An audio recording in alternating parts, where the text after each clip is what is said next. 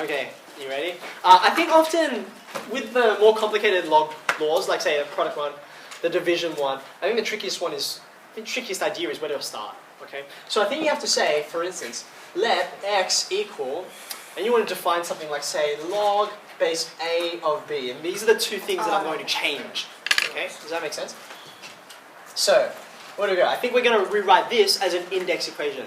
Often with all of the proofs for log laws, you're going to try and bring it back down to an index situation, which you know your index law. Okay? So, how do I write it? How do I write it? A to the x. A, base becomes the base. Yep. This subject becomes your power, and that's what you got. Okay, so far so good. Alright, now, what you want to introduce with your change of base law is a third number, right? So I've got these two, and I want to get like log base 10, or log base e, or some other thing, right? So they call it c, I think, because it can be anything you like, okay? So if I take log base c of both sides, what happens? Okay, this is going to become a to the x.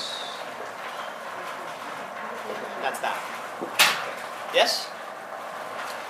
But here I know something, right? This x, this exponent, I can take out the front, right? You can see I'm almost there. Okay?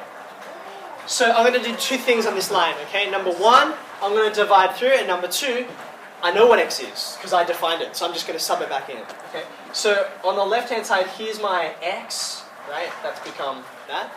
And then I'm going to kick this guy over the other side. I'm going to divide through, okay? So log base b.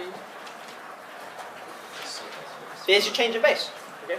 So you see, I needed to have this exponent here. I needed to have that law established. So either the question will say, you may assume that, blah, blah, blah, or it'll be like part one, prove this, and then prove that. So will they have an exam question which asks you to prove the change? They totally could.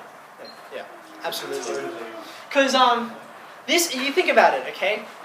What are they testing? They're testing your ability to actually know how log laws work, and particularly how they relate to index laws. I think that's the important part, getting the fact that they're inverse functions of each other. Now, by the way, I'll just use this to